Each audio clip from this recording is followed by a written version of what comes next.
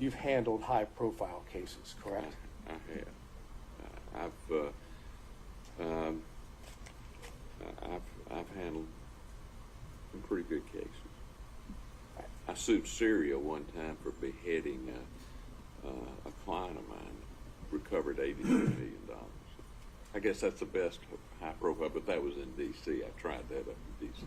And what would be considered complex cases, you've handled those as well, correct? Yes. I mean, we regularly do mass torts, class actions, business torts, breach of contract, and most of those are high complex, or complex, requiring many experts.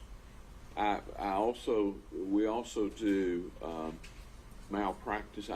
I did malpractice defense for about 25 years, but since I've returned from the governor's office, I try not to represent an insurance company anymore, and I just tried a malpractice case before Judge Edlin in November.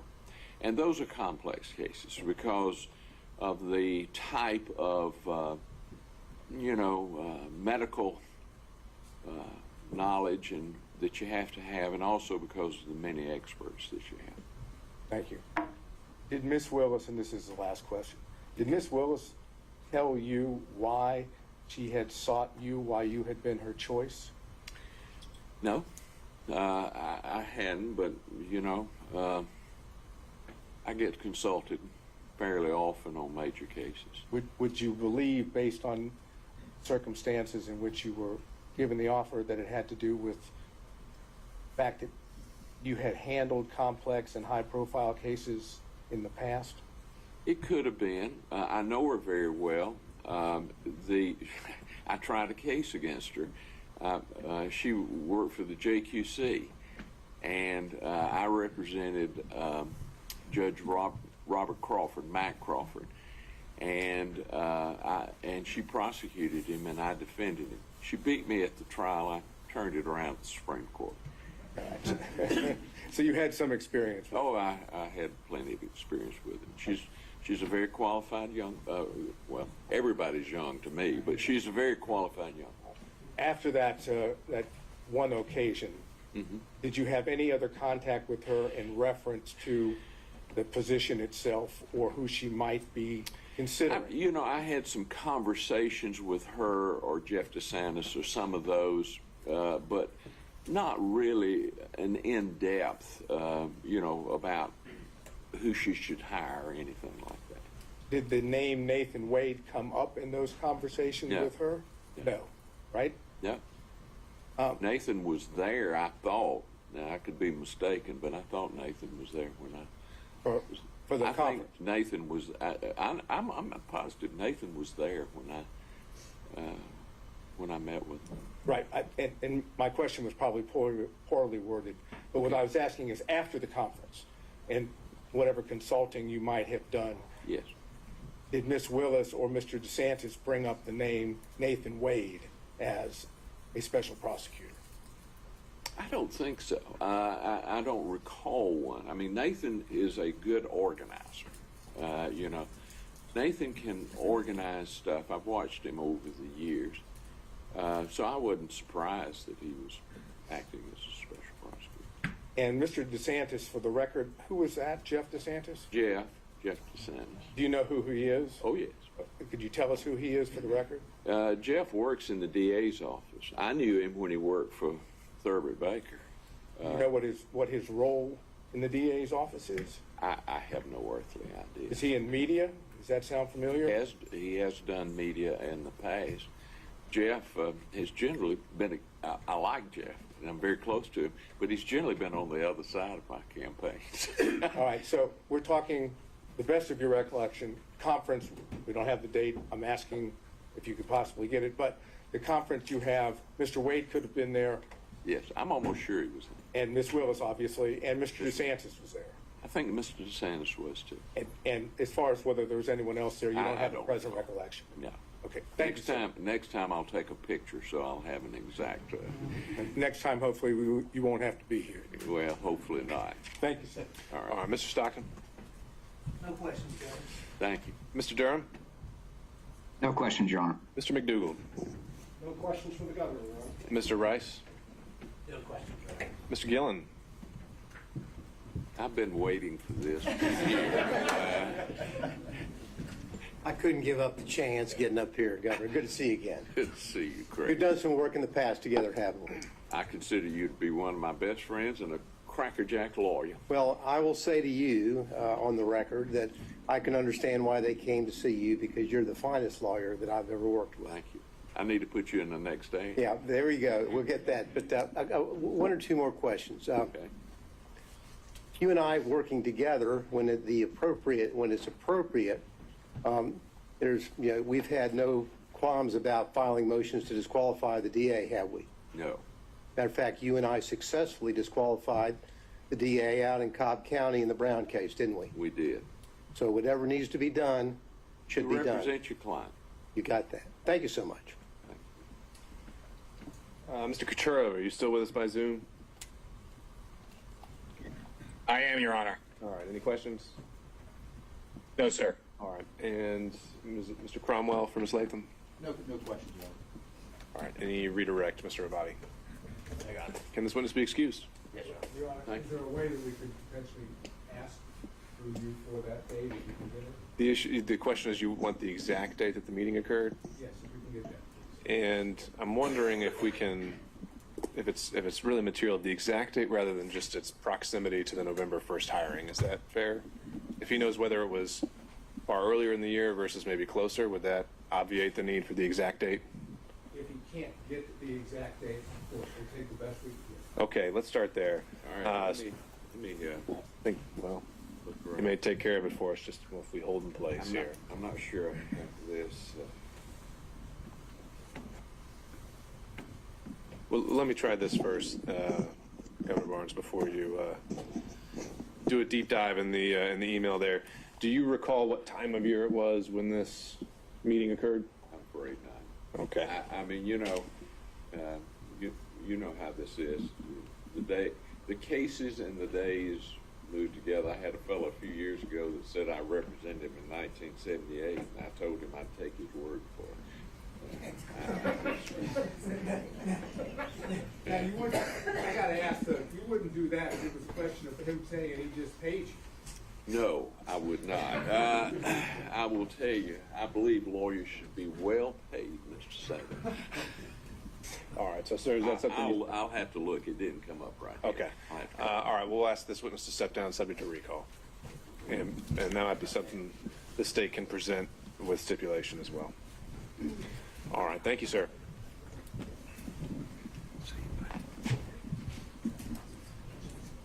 Do we have an update on Mr. Bradley? Lawyer. Lawyer should be here.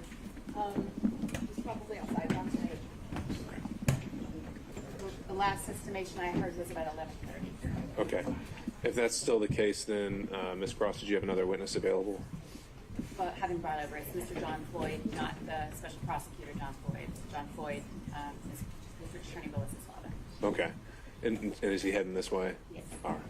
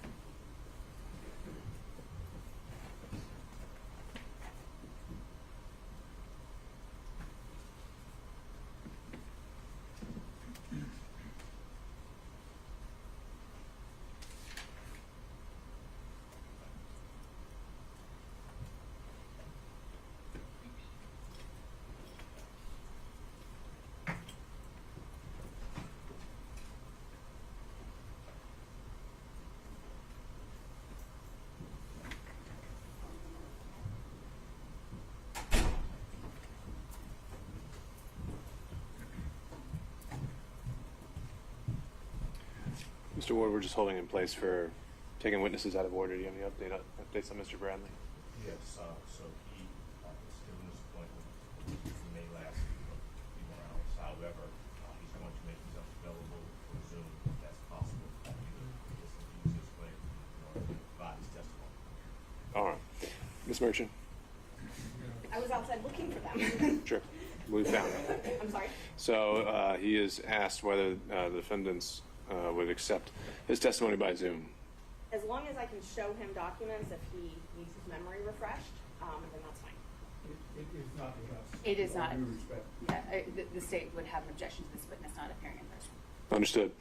All right, Mr. Ward, I think we're going to need continual updates from you, and also some kind of expectation of what this afternoon is going to look like. I was never informed of a medical appointment, and I think the notice in this hearing indicated it would last at least 2 days. So right now, I think he's in violation of his subpoena. Again, Your Honor, I believe that the counsel's giving notice of his doctor's appointment. He missed one yesterday. He took a stand yesterday and we was hoping to be with his testimony yesterday. As I stayed here all day. This appointment started at 9, and it's out of his control with regards to, again, the issues involved with it, as well as going to be 2 days at one time. I'm just trying to get more. I mean, we initially been told maybe it was going to be 9:30 and 10. Do we have any better idea to get a realistic expectation of when we think we can have him here? If it's Your Honor's will wish, just tell him to come on in and we have to go back to his Is he, without getting too much into the particulars, has he already been seen by the doctor and he's waiting for results, or is he still waiting to be seen by a doctor? I'm just, both. He's been consulting with the doctor and they're waiting for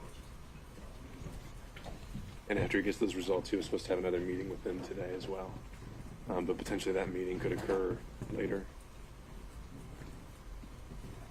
after they're able to figure out the purpose of the actual appointment. Okay. If you can get any kind of an update on how much time they think that those results are going to take. If it's more than an hour or two, I think we would want to start bringing him here, and he can have that follow-up consultation later. All right. Thank you, sir. Did you all want to take up the 1.6 motion? At this point, I think we've got something else that can occupy our time, and I think we need to move forward with that. Understood. All right. Of course. Yeah, absolutely. And I didn't learn about the appointment. Right. Okay. Understood. Ms. Cross. Yes, Your Honor. Mr. Abate will, Mr. John Floyd. Mr. Floyd, if you could have a seat, sir.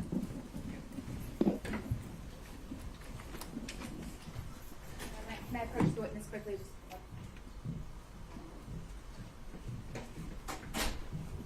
Thank you.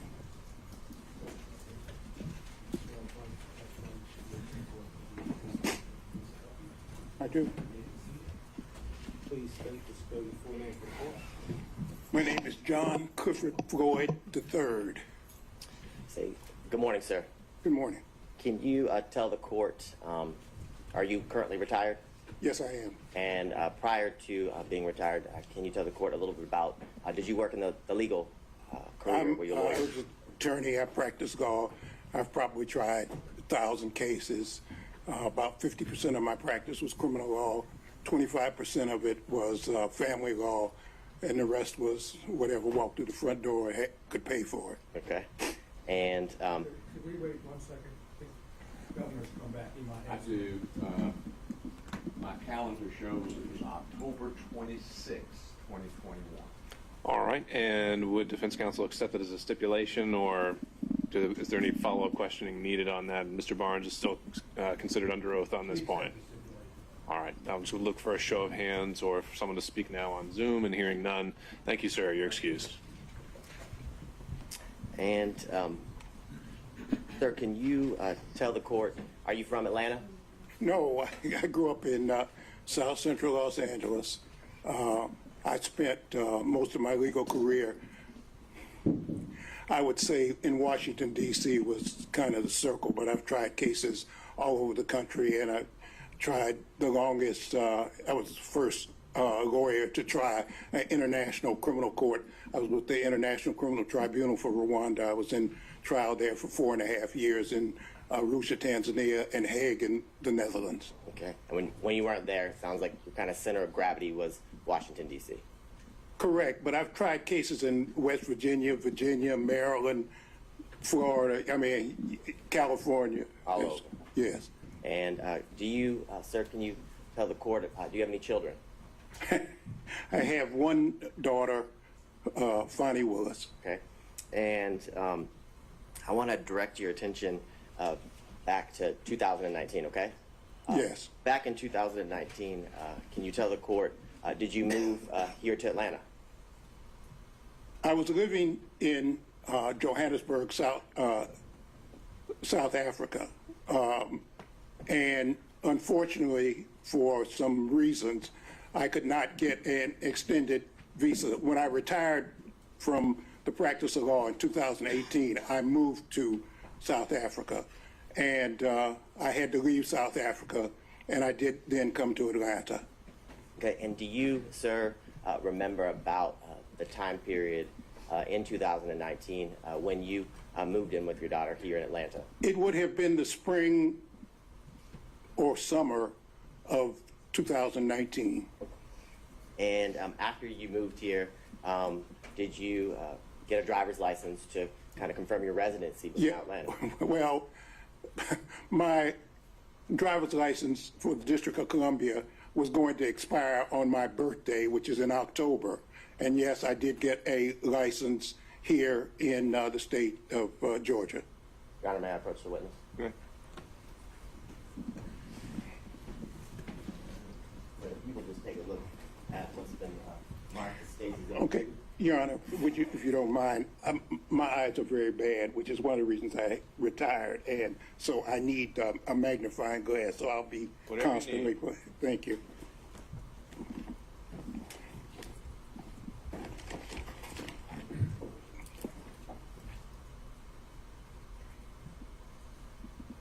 Yes, I see it was issued on 9/28/2019. Okay, so before we get there, do you recognize State's Exhibit 2?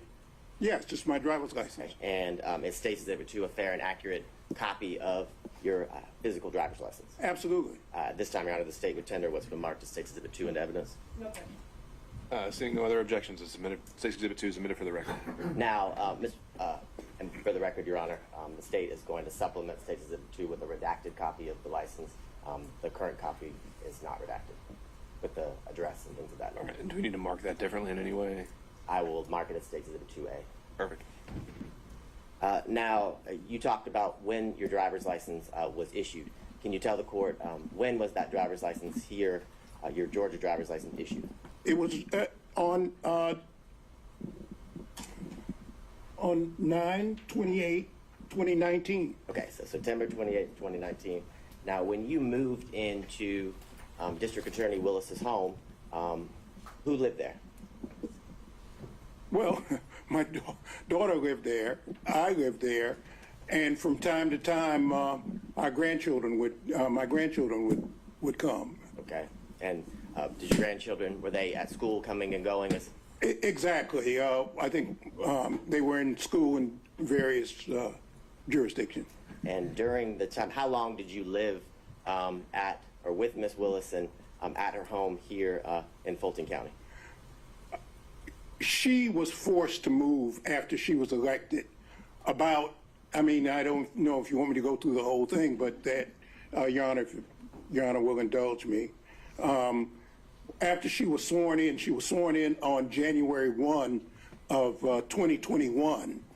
And on or about the 3rd of February, at probably 5:30 a.m. in the morning, there were people outside her house cursing and yelling and calling her the B word and the N word, and just, it was bizarre, okay? It just... Sorry?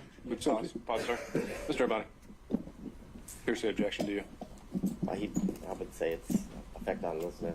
He was present while all of these things were occurring. But I can... No, that's... And he's saying he was personally present to hear these things? Yes. Okay, overruled. Okay, and fortunately, the neighbors called the police and disbanded, disbanded the group, and, it was just, it was just, I hadn't seen anything exactly like it before. Okay, and after that happened, can you tell the court, did Ms. Willis have to move from her home? Yes, she was forced to leave. Okay. And can you tell the court, after she was forced to leave, shortly after she was sworn in, did you remain at her home in Fulton County? Yes, I stayed there really until 2022, I guess. And from what you described, did you fear for her safety? Absolutely. I mean, not only did I do that, I mean, the South Fulton police, they brought somebody, a man with a dog, because there have been so many death threats. And they said they were going to blow up the house. They were going to kill her. They were going to kill me. They were going to kill my grandchildren. I mean, on and on and on. It just, it became, and I was concerned for her safety.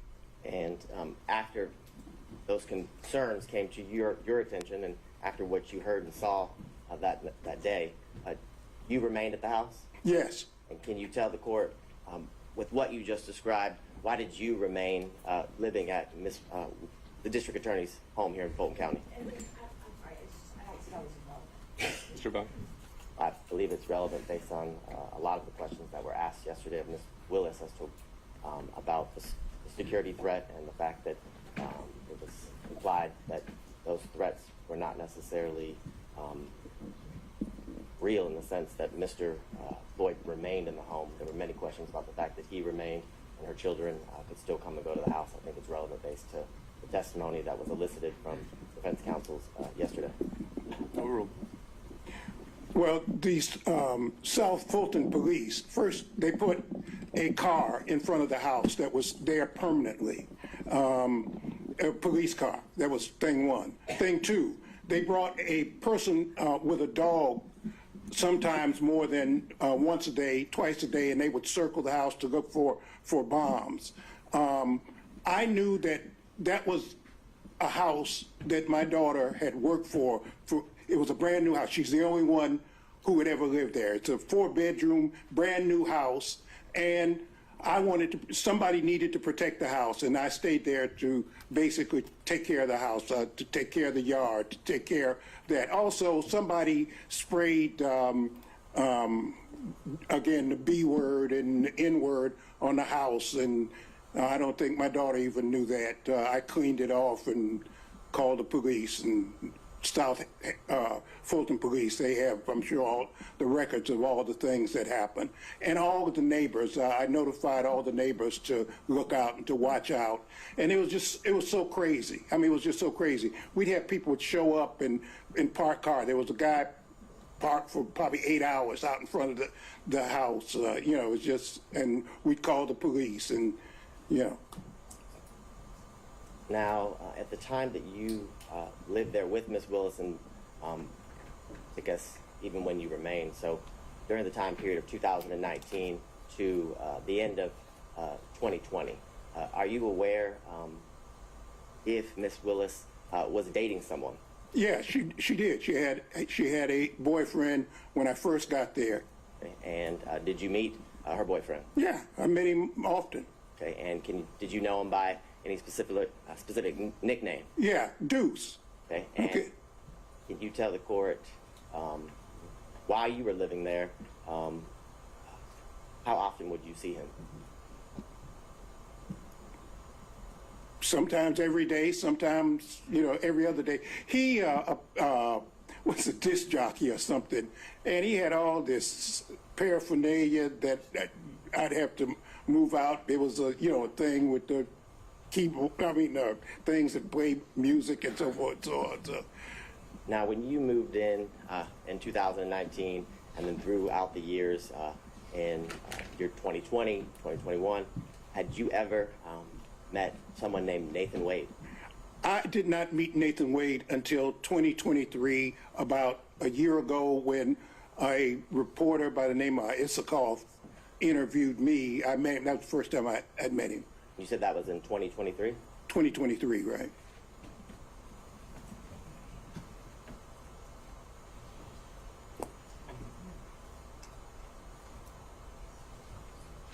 And I know you said you hadn't met him until 2023, but when you were living at Ms. Willis's house in Fulton County, did you ever meet Mr. Wade in the year 2019? Absolutely not.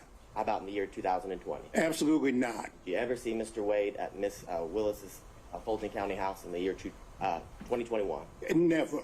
And is it your testimony that the only time or the first time that you met Mr. Wade was in 2023?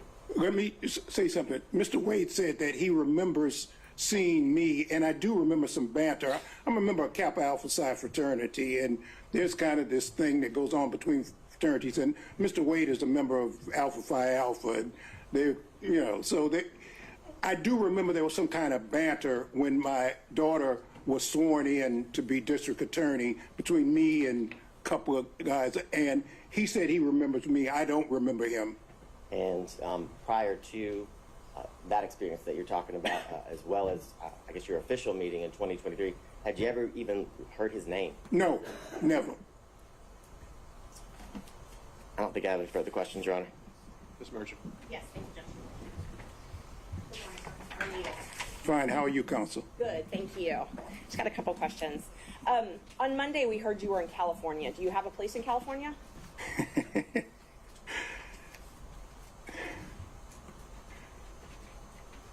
People always ask me about where do I live. I guess I live right here, sitting in this seat right now. But yes, the answer is I have a place in Los Angeles. Okay, you do. All right. So do you share time or split time between Los Angeles and Georgia?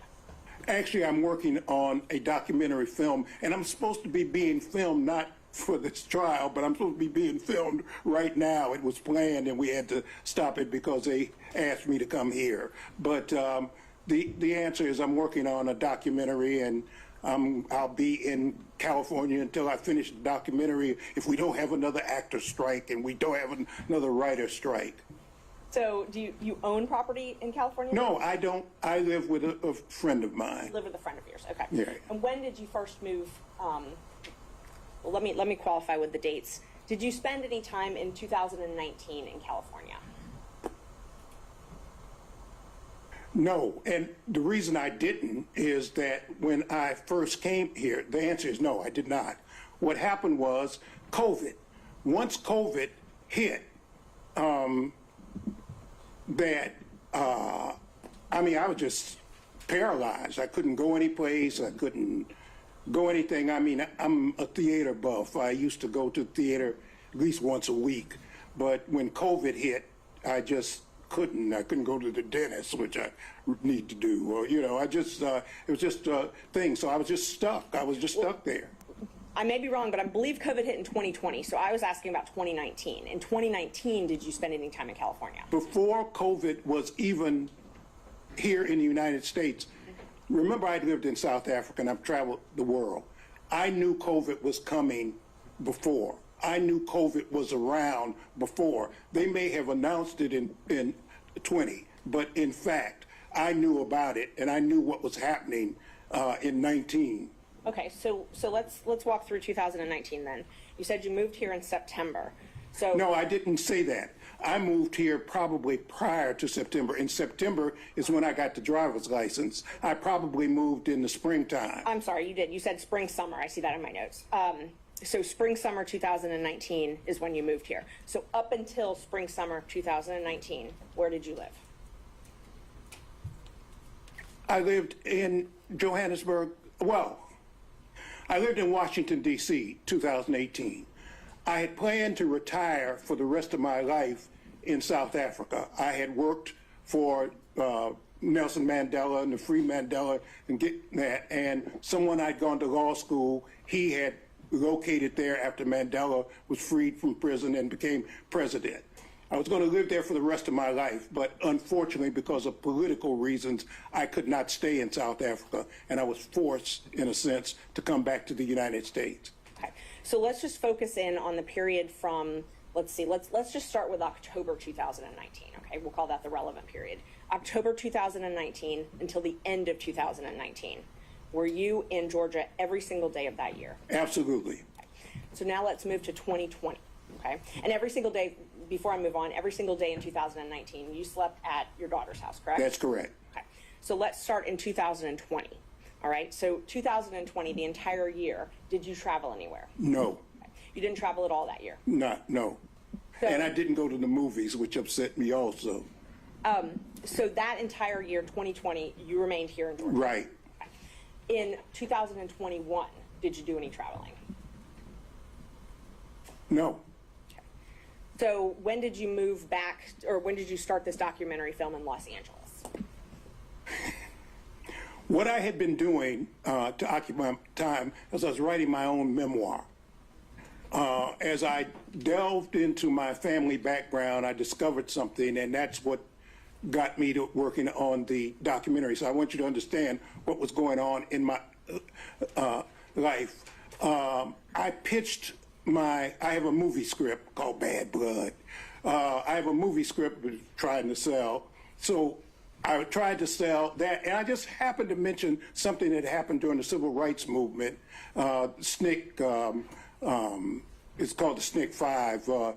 The legendary Peter Fitzsimmons was interested, and so with Peter Fitzsimmons and Leah Smith, we're now doing the documentary. So I don't want to interrupt you, but what I was asking was when you moved to Los Angeles, not what you moved there for. Well, you keep saying moved. I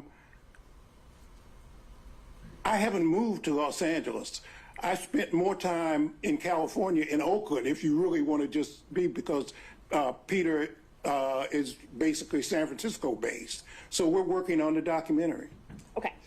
I was in Los Angeles because I was going to the Pan-African Film Festival, and that's why we were there. And the way Hollywood works is, you know, when you make connections, and film festivals are a place to try to sell ideas and meet people and organize things.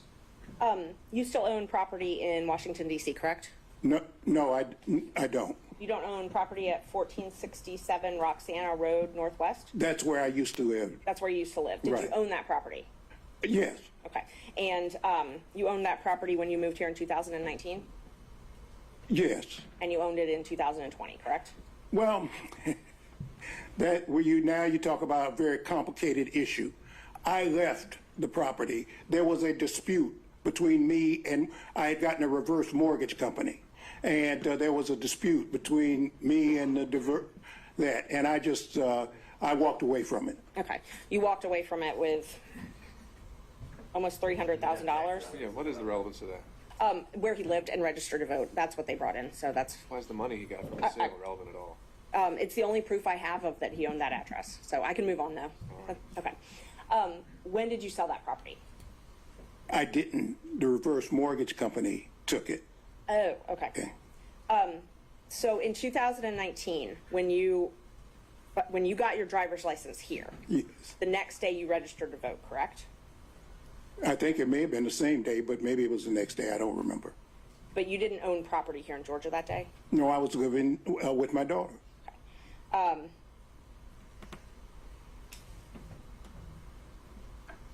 You said that you met Mr. Wade, that you remember you met in 2023, right? That was the first time you Correct. remember? Okay.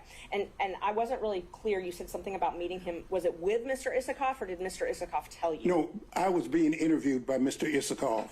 Okay. And he walked in, and I met him. That was the first time. He walked into the office, and Where were you being interviewed? at the district attorney's office. And Mr. Wade walked into that interview? Yes. And so Ms. Willis had not told you about Mr. Wade prior to that? Absolutely not. So she didn't tell you anything about their relationship before you met him that day? No. But Mr. Wade remembers meeting you in 2020?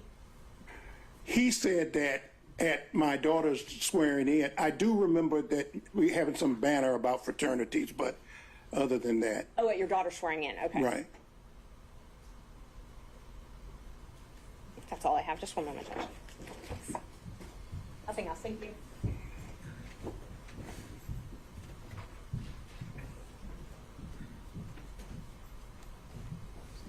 Morning, sir. Good morning. How are you, counsel? I'm fine. I'll try to ask you some specific questions if we could, okay? And I'll give specific answers if I can. Perfect. Okay. The driver's license address, I'm not going to publish. That is State's Exhibit number 2. But is the address on that driver's license the home that you're referring to as your daughter's in South Fulton? Absolutely. Okay. It was unclear to me, maybe no one else, but it's unclear to me, when did you stop living at what I would call your daughter's home in South Fulton? Things got so bad and threats got so many, even against me, that the house became basically uninhabitable. You know, I got tired of sleeping in one room one day and one that. I would say December of 2022, something like that. December of 2022. Right, that's about right, yeah. Now, let me change and go back for another date. You had indicated, and I didn't hear it, when was your daughter, Miss Willis, when was she sworn in as district attorney? On January 1, 2021. Okay. And did you indicate that there was an incident, and I know you've described it, was that incident on February the 3rd, 2021? That's my best recollection. Okay. So my question then is, after February 3rd of 2021, how much longer did Miss Willis stay at the house before she moved somewhere else? Very short period of time, and I cannot be precise, but I would bet all the money I ever made, it wasn't more than a month and a half, if that long. Okay, so we're talking about, best of your recollection, end of February into the beginning of March, give or take, of 2021, when Miss Willis would have moved to a different location. Exactly. Okay. And did Miss Willis return to the house, that is, the house that you were in, at any point in time that you can remember? From time to time, she and her security might show up for her to pick something up or take something or something, but she always would come with her security. Okay, my question was poorly worded, and I apologize. Did she come back permanently to her house? Oh, absolutely not. Okay, absolutely not. So as far as you're aware, that once Miss Willis left the house, her house, South Fulton House, so the record's clear, in either late February or into March of 2021, best of your recollection, she's not returned to that home to live? No, it became uninhabitable. I mean, it just, you know, I mean, that's okay. I would have to walk around that house looking out of every window. I made a habit of having to walk around the whole house. I got lights so that if somebody would come at night in the back, so that those kinds of, you know, reflecting lights, I had those put up. I don't mean to, again, to cut you off. Okay. All I was interested in is whether she had ever returned. No, the answer is no. Okay. Now, when Miss Willis, when your daughter left the home, time period, end of February, beginning of March, give or take, 2021, do you know where she moved to? No, and I didn't want to know. I intentionally did not want to know, because I was not, you know, if somebody stuck a gun to my head, and I could tell them, I wasn't going to tell them anyway, or I'd have made up something, but I didn't want to know. Okay, so would it be fair to say that if you didn't want to know, you never visited her at the place that she moved to? Oh, I never did. Never did? Never did. Okay. Do you know how long she stayed at the first place that she went to after she left her house before she moved to a second place? What I know, and this is hearsay, counsel, is that my daughter has had to move something like 4 times. But do you know any potential? No, I don't know any place. I was taken one time for Christmas Day. I've only seen my daughter, and this is very hard for me to say, but During the period my daughter left, I've only seen my daughter 13 times because I can't, and we've never seen each other more than maybe 3 hours because of, you know, the nightmare threats against her and me. And I understand that, and from the perspective of being a father myself, I understand what that means. So I'm going to move away from that. I was just trying to get an idea of date-wise, okay? So let me try to get one more date. In 2023, when you were being interviewed by one of the gentlemen that wrote the book at the DA's office, and Mr. Wade came in, can you give us, other than 2023, what the date would be? I'm sorry, I can't, Counsel. How about spring, summer, any idea? I would guess spring or summer, but I can't. Okay. I don't. I'm sorry. And you've already indicated, at least to your recollection, that was the first time that you'd met Mr. Wade. Oh, absolutely. Okay, I'm not arguing with you about that. I want to go to Miss Willis's boyfriend that you referenced. Okay, you met Miss Willis's boyfriend, as you've characterized it, when you came here in 2019. Correct. And you met him on one occasion, several occasions? Oh, no, I saw him often. Oh, so you mean there was no secret that she was dating this man? Not from me. Not from you. And not, he was a disc jockey of some kind. I think he had a government job during the day. I don't know what it was, but apparently he would do weddings and so forth and so on. He was a disc jockey, play music. So he had all his stuff was always in the way, and I was always having to try to push it aside. And, you know, anyway. But Ms. Willis, your daughter didn't keep him from you, correct? No. No, I mean, there was no doubt he... I mean, we lived in, my daughter and I lived in the same house. I mean, you know, he came and went, you know. Right. Now, when did you learn that your daughter had a romantic, personal relationship with Mr. Wade? Well, about 7 weeks ago when it, as a matter of fact, I just found out when other folks found out. Okay. But as your daughter, as I understand it, never told you one time in the year of 2022 that she was dating Mr. Wade, correct? That's correct. And until recently, you didn't know from anyone, including your daughter, that she dated Mr. Wade, correct? That's correct. That is, whatever the relationship is between father and daughter, she kept that a secret from you, correct? Correct. That's all I need to know. Mr. Stockton. No.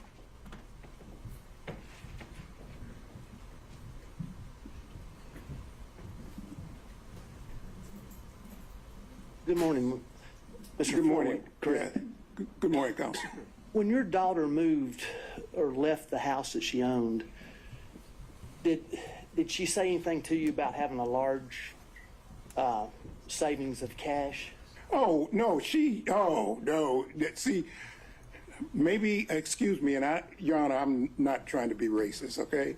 But it's a black thing, okay? You know, I was trained, and most black folks, they hide cash or they keep cash, and I trained, you always keep some cash because I've been places, and just because of the color of my skin, for example, I took a fellowship at Harvard when my daughter was just if I might, Your Honor, if I might, when I was just, she was just, you know, maybe 3 years old. And I remember going to a restaurant in Cambridge, Massachusetts. And I had a American Express credit card and maybe a Visa or whatever. And I had a lot of what they call traveler's checks. I don't even know if they still have traveler's checks, but traveler's checks. And there was a sign said, you know, with the credit card. For whatever reasons, the man would not take my American Express credit card. So I pulled out my Visa card, and he wouldn't take my Visa card. So then I pulled out my traveler's checks. He said, we don't take checks. Now, these were traveler's checks. This was money. I had a $10 bill. I'll never forget this as long as I live. And he said, the bill for my wife at the time, Fani's mother, Fani, and myself was like $9.95, and I had a $10 bill. That was all that. I always remember that.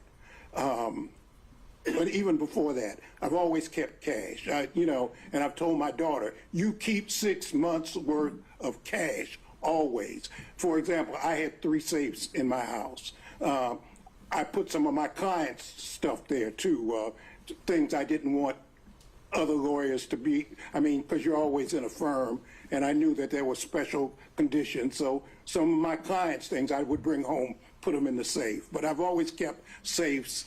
And as a matter of fact, I gave my daughter her first cash box and told her always keep some cash. So is that a yes? Yeah. Oh, absolutely. That's all I got, Judge. Mr. Durham. No questions. Mr. McDougald. No questions, Your Honor. Thank you. Mr. Rice. No question, Your Honor. Mr. Gillen.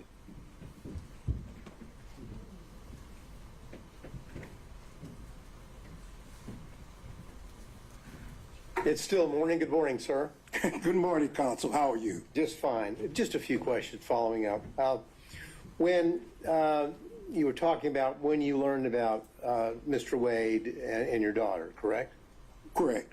Now, did your daughter tell you in around October of 2022 that she had gone on a Caribbean cruise with Mr. Wade to the Bahamas? The answer is I knew that my daughter had gone, but I did not know who she went with or what the circumstances were. So I knew that she had gone out of town, but I didn't know with whom. I see. And did she tell you in November of 2022 that she had gone to Aruba and stayed at the Hyatt Regency Resort there in Aruba for 3 days with Mr. Wade? Did she tell you that? The answer was, again, I knew she went out of town. I didn't even know where she went. I knew she was going out of town. She told me she was going out of town. I think she might have said she was going out of the country or something. She'd be gone. But other than that, that was all. Okay. And did she tell you in March of 2023 that she was going to Belize for several days with Mr. Wade? It's the same answer, that I knew she would tell me she was going out of town, and she may or may not have told me where she was going, but she'd be gone for a couple of days. Okay. Now, in 2023, you were in many days you would be out in California, correct? Some days I'd be in California, correct. Okay. Well, did she tell you in May of 2023 that she was traveling to Napa Valley with Mr. Wade, so maybe y'all could see each other when she visited California with Mr. Wade? The answer is no. And so the first time that you ever met Mr. Wade or learned about Mr. Wade, to your recollection, was in 2023? That's correct. That's all I have, Your Honor. Thank you. Mr. Kucherov. On Zoom. Yes, Your Honor, just a couple quick questions. Good morning, sir. I know I can't see you. I can't see you either, but We can take a moment. good morning, counsel. We can take a moment. Let's just pause, see if we can change the screens to show Mr. Kucherov. Sorry. We need Your Honor, I'm on a phone, so it's kind of difficult. Can you turn your screen on though? I'm trying to.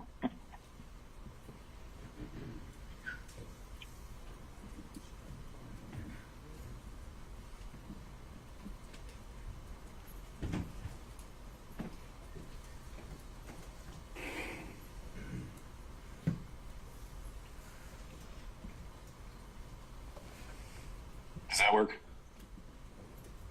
Just to hold one more moment? All right, there we go. You can proceed, Mr. Kucherov.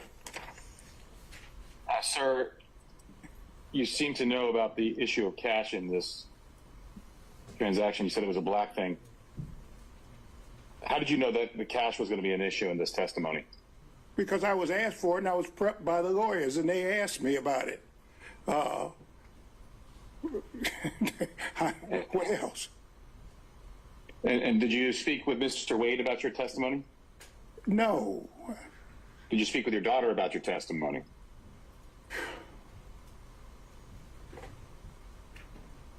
She may have been present when the lawyers were. I really don't remember. If Mr. Wade and your daughter were dating, you wouldn't have known that unless your daughter told you. What do you? Maybe I'm not understanding your question, counsel. So maybe you want to restate. What is it that you're asking me? Yeah, if it wasn't clear, I can re-ask the question. I'll rephrase it. Yeah, right. Yeah, Mr. Wade, if Mr. Wade and your daughter were dating, you wouldn't have known that unless your daughter told you. I did not know that they were dating. And when you're talking about the cash, I didn't know that. I don't know what you're asking me. What I told my child from the time she was a child is always have some money.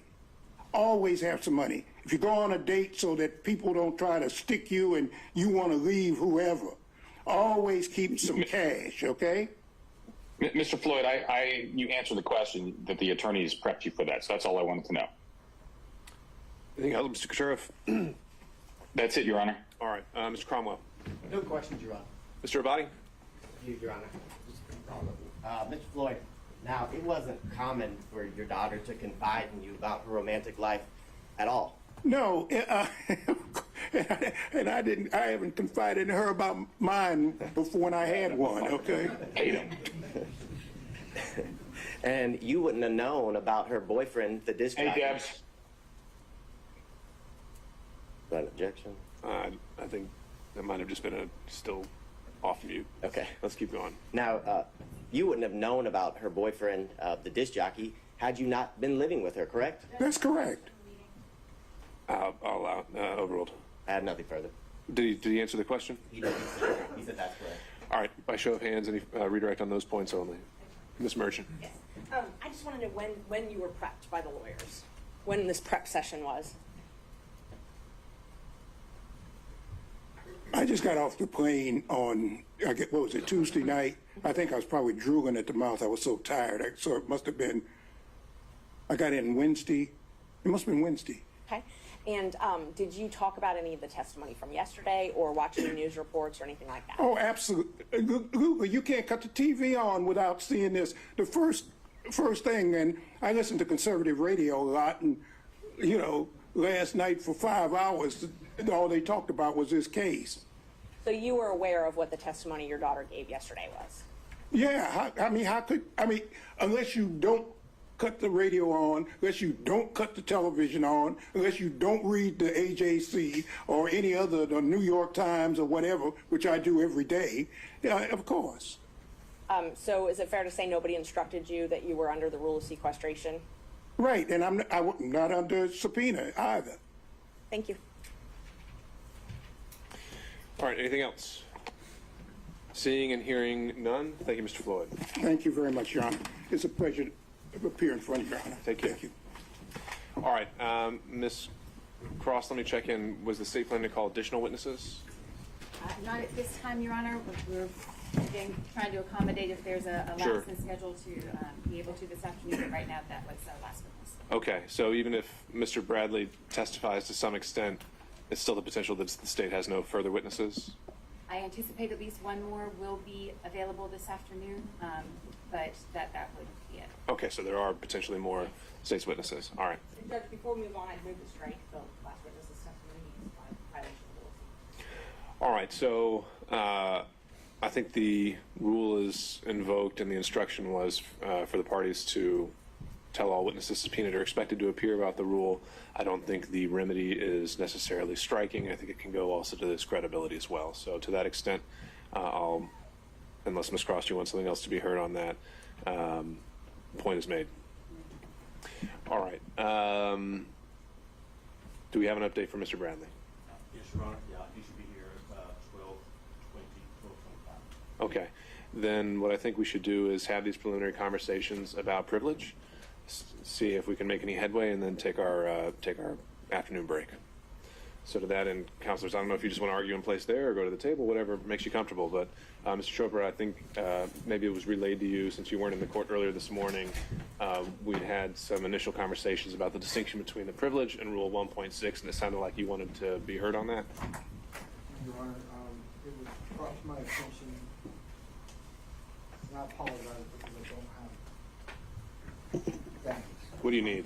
Well, a copy of the case in front of me would be helpful, but it's not necessary. It would just take me a second to keep looking at my phone and responding to the court. Whatever you need to do. Your Honor, I believe the case for in anticipation of piercing the rule of 1.6 is on some corny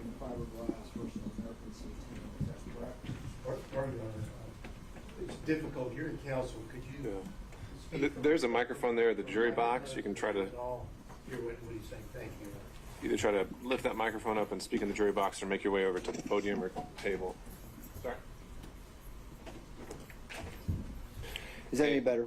All right, and no, that was authority provided by Mr. Sadow over our morning recess, and I think that was indicated to go more towards a potential crime fraud argument. I don't think we've really gotten there yet.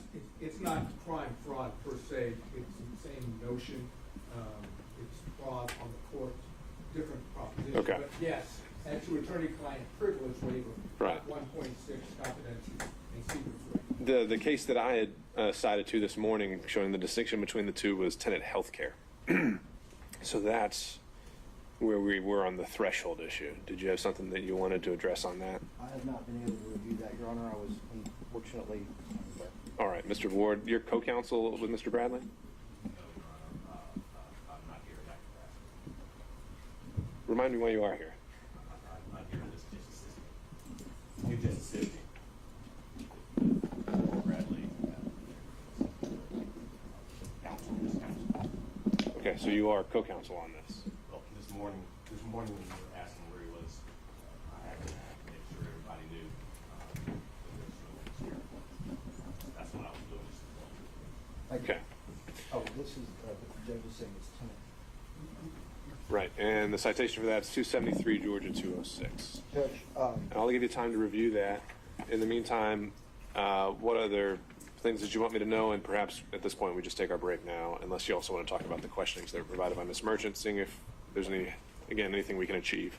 so that I can be clear, it is apparent that at this point we're going to go into whether or not 1.6 provides privilege for Mr. Wade, even though he has specifically stated that he does not waive that privilege. Therefore, it would be incumbent upon the court to issue an order to demand that Mr. Bradley, over and above the privilege afforded in 1.6, is required to testify. Is that correct? That's right. That's what we covered this morning. And so I would ask the court, is the court then going to travel under the fraud exception?